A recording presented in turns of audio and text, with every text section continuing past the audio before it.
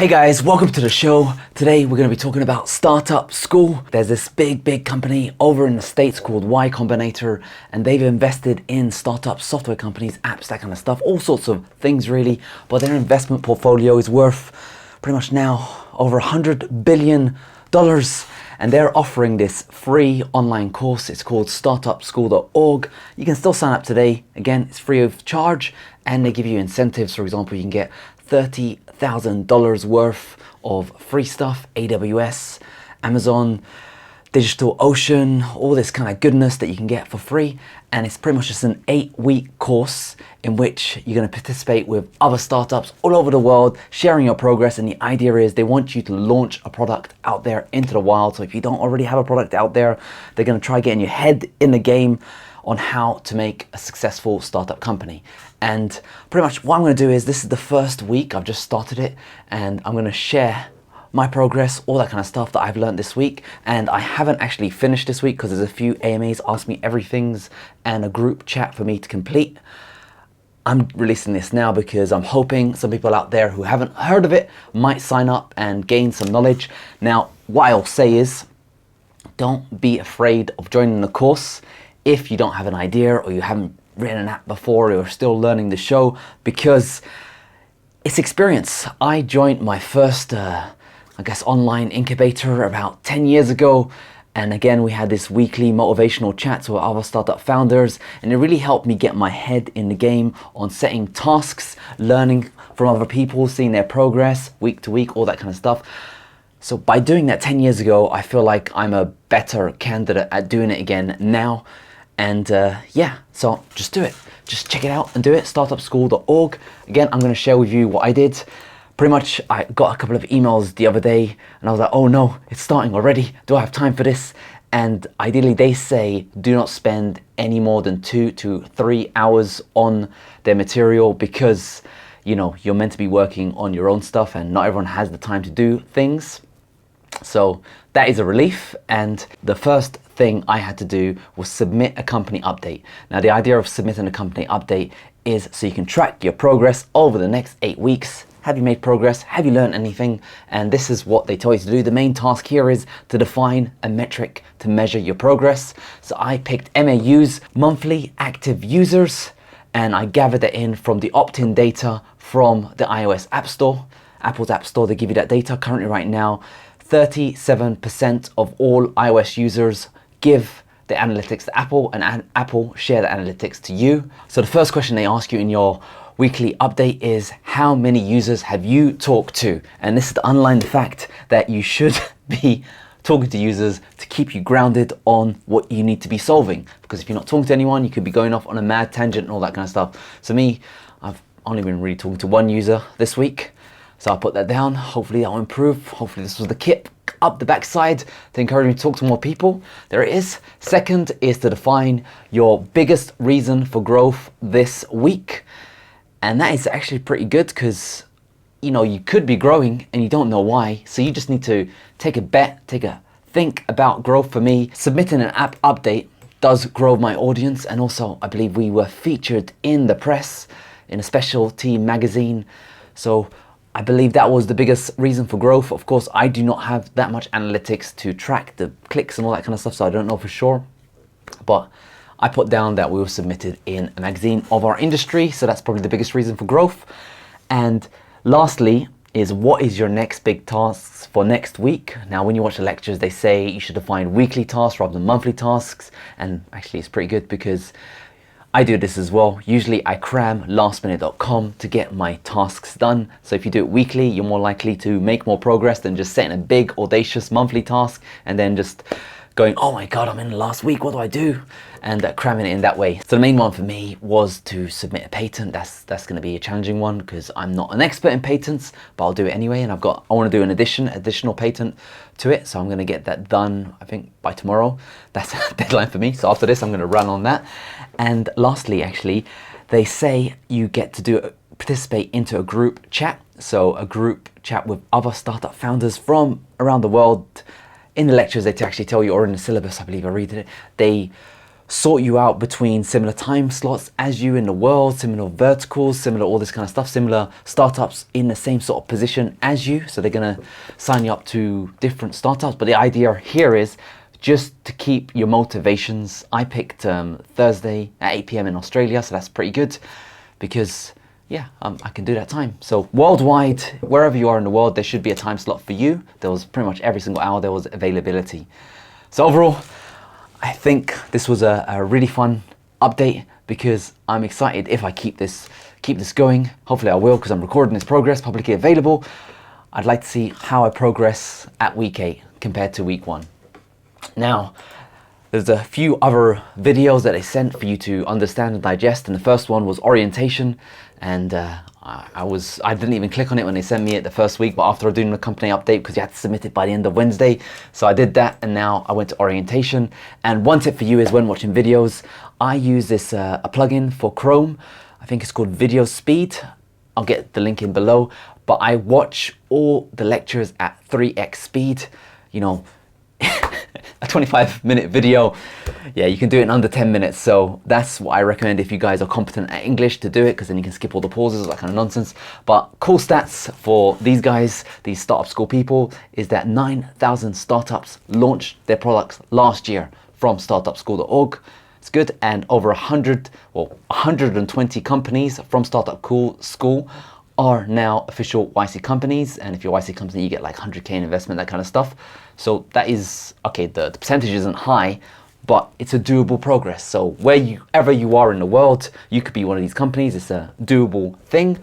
And their goal is just to help you launch your company or grow your company, no matter what stage you are. And they run this course, Startup School, multiple times a year. So don't worry if you missed out this opportunity, there'll be another one. I missed out the last opportunity in which they were offering, I think, 10K for completing the Startup School. No investment, just free money. I missed that one out. I was too slow. I found out about it from YouTube instead of their main channels. So maybe someone else will find out about it, and maybe next time they'll be offering money or whatever it is. Maybe you'll just be motivated to start your company. That's there. So they run their course multiple times a year. First lesson is be clear and concise when describing your company. And you want to update your company progress every week. That's the orientation, that's what they're saying. So practice your one-liner. For example, Dropbox synchronizes your files across all of your computers. So for me, I guess AI for medical before and after photography. Hopefully I won't improve on that if that doesn't make sense, but that's where it is. The best founders set weekly, not monthly goals, so you don't cram last minute. Kind of put that already. Only 2 things to do every week, and that is updates and group chats. All the other stuff, for example, watching lectures and all that stuff, is additional bonus points for you. You know, you learn from it, but you don't necessarily have to do that. So the company update, only spend 15 minutes max every week. And an example MAU, they actually had it in one of the slides. It was 4,000 monthly active users. Mine is less, but you know, let's see what happens. Group sessions, they're gonna be video calls, and they're purely for motivation. So make sure you have something to report. They'll try to match you close to other companies, time zones, all that kind of stuff, like I said before. In the syllabus, I read on that, you know, keep everything private. You know, don't share other people's companies, information, all that kind of stuff. So don't talk what everyone else is doing. Everything, like anyone that anyone shares, keep it private. You don't share it. So I won't be sharing anyone else's progress, anything like that. Just my own. And group sessions, they are video calls. And the lessons are there, they're not required. There's forums. Ask questions that can help other startups. That'll be good. Don't just spam, and answer people's questions if you can. There's going to be live AMAs. Ask successful people questions. You know, they're going to have really smart people on there, founders of companies, that kind of stuff, multimillionaires, and you can ask them questions. So you get 30K worth of stuff, and there's a library full of high quality articles. Kind of already said this stuff, but that's the orientation. It's pretty simple. I next jumped into the syllabus, and my favorite thing about syllabus is back when I was a kid, teenager, maybe even less than a teenager, there was a joke by one of my friends in the back seat when they introduced the math syllabus, and syllabus sounds like silly bus. So whenever I hear the word syllabus, I think of silly bus. That's it. Anyway, it's an intimidating document. It looks very long, but actually I found that it was only actually a few pages long. It wasn't even that much details. So it's an 8-week course. to go through how to plan your MVP, talk to users, launching, pricing, set up goals, business models, growth, improving conversion, finances, funding, working together, prioritization, pivoting, pitching, culture, how to lead, and advice going forward. So it starts with confidentiality. Again, keep everything secret, don't share. Founders working on a startup, you get a different group every 2 weeks. Everyone else gets a different group every week. You need to attend at least 2 of the group sessions and post 6 of the 8 weekly updates. And you're not allowed to say, you shouldn't say that you're a YC company. You can say that you're in startup school, but you're not a YC company. That's a different program altogether. And time commitment, like I said, is 2 to 3 hours. FAQ, it's nothing really special, just basic questions, but pretty much it's okay to change your idea. This is a learning experience. All right, now I jumped in and I did the first lesson, and it's a lecture. It's called How to Evaluate Startup Ideas, and it's presented by this guy called Kevin Hale. He founded this company called Wufu, and he did it back in 2006 in the Y Combinator program, and he only got like 100K in funding, 118K to be precise, and he sold his company in 2011 for 35 million. So very, very success story. He knows what he's doing. And again, all of these lectures, very interesting, they're publicly available on YouTube in Y Combinator's channel, the YouTube channel. So you don't even need to be part of the startup school. You can just go through and get all this free content to help you out whenever you're thinking about learning a bit of business. You can get into the Y Combinator's YouTube and learn all this stuff on your own. The comment section's available. You can see what's going on there. So basically he's just saying YC funds also of companies. The main concept is just to understand that they go for startups, and startups is a company that grows fast. So not like a family-run business, a company that's going to scale and become hopefully a multi-million, 100 million, billion-dollar company. So he doesn't like to, some tips for him when he's trying to evaluate your ideas, he doesn't like to say he doesn't like the idea. He likes to see or think about, does he have the thinking to help your idea grow exponentially? So can he get behind the idea, kind of explain your idea back to you and kind of like help you out how you're going to grow virally? So that's what he likes to look at it, because investors, they're useful if they can help you grow. Kind of like, if you ever watch Dragon Den, that kind of stuff. So your goal here is pitch your idea, you pitch. So he's saying you got to find a problem, what's the solution, and what is the special insight you can give to solve, well, why are you special for this? So for example, good problems are popular, growing, urgent, expensive, mandatory, infrequent. And if you have one or more of these symbolisms, you're good. So I'm guessing he made a form maker. So I guess everyone needed to make a survey or quickly make a form. So that's his thinking about that kind of stuff. So if you can have a problem which has 1 million or more people with it, then that's good. If your market is growing 20% year on year, that's another good one. If it needs solving now, that's another great problem to have. If there's been like a change of law to let your problem be solvable today, for example, he cited when Obamacare went through, a lot of insurance companies needed to do some stuff, so there was a lot of startups out of that. And if it's an hourly problem, if it's a problem that's going to take, more than an hour to solve, maybe it's repetitive that you can sort it out in software, that's a good problem to tackle. And he was saying solutions, so never start at the solution. Solutions in search of a problem. I mean, I did that personally with one of my first startups. I made some really cool technology and I was like, whoa, we can use this to solve this, and I applied it to some stuff. It did get popular, but I did spend way too much time just working on tech rather than working on the actual problem at hand, and I totally regret that. But I was a programming fiend back in the day, so I was really obsessed about technology, so I kind of enjoyed it anyway, but it wasn't a good way to structure a startup. Very, very bad. For the solution, do you have an unfair advantage for the problem? So are you 1 in 10 special case founder, like a founder that has, for example, a PhD in this intimate technology that no one else has? Are you in a market that's growing 20%? Is your product 10 times better than the competition? 10 times better, not slightly better, that they can improve, 10 times better. Do you have a monopoly? So for example, as your company grows, will your product get better? Social networks, the more people that are on Facebook, the more other people need to be on Facebook to talk to their friends. So as your company grows, does it have those viral effects, or can people easily switch out to another solution? And they try to look for teams that have a good combination. For example, if you're an all engineering team, work on your sales, because you need to do sales as well as engineering. Back in the day, I just knew about coding. I didn't know anything about marketing. So I've kind of tried to transition over the years about that stuff. But don't just think about what tech you're using, how to write the tech, how to make an app. Think about how to market the app and all that kind of stuff that goes through it. You want to go from life to life of the product. And he's just saying, for example, on YC, they had an unfair advantage because their founder, he made one of the first SaaS companies, and his market was saying that future billion-dollar companies will be software startups. So that's going to grow. And the product was to give those software startups seed and a network, seed funding and a network. Acquisition, the founder, he wrote books, blogs, which provided free marketing to get users to join his startup program. And the monopoly factor is the more startups they grew, the more success stories they had, the easier it was for them to recruit. It goes on and on. So the results is they got 15 billion plus dollar companies and 300 million dollar companies and over 100 billion in investment success. So he went ahead, talked about his company, saying that Wufoo, it was forms for non-programmers. Everyone needed a form. Not everyone knew how to program. And they grew just purely from the adverts that they had at the end of the forms, and it went everywhere. That's how they became viral.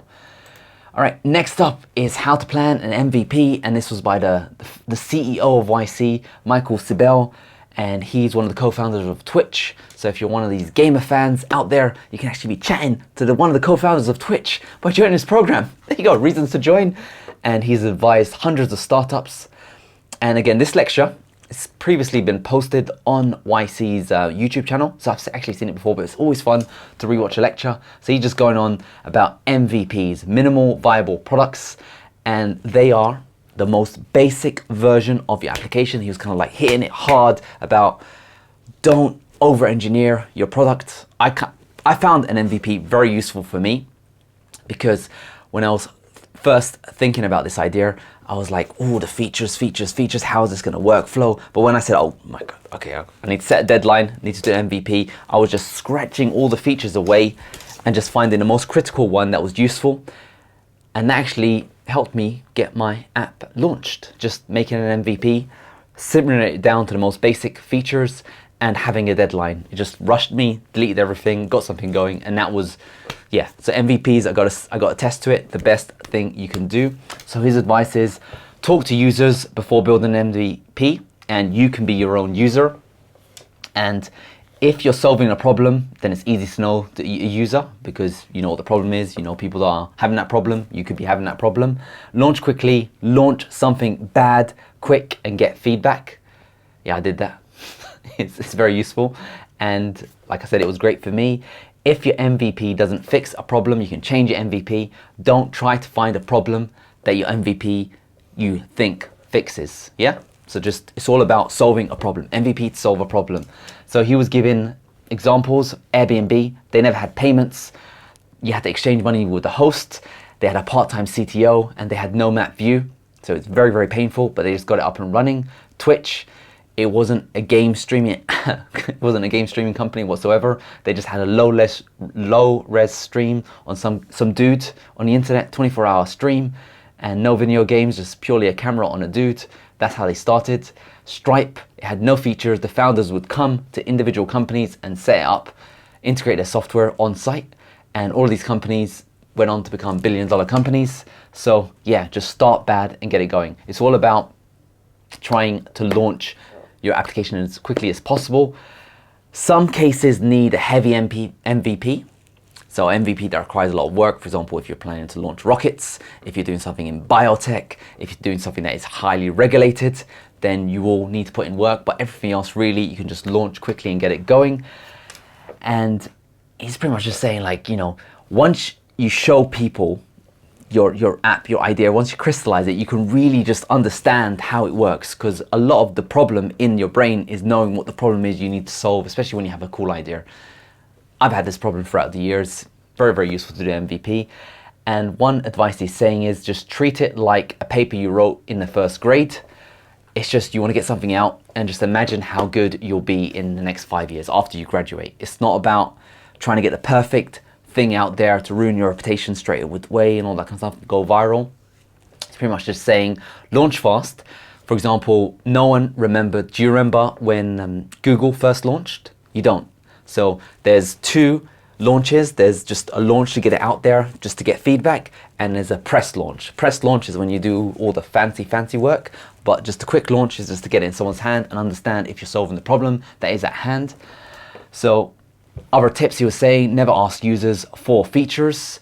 Try to use the users to get problems.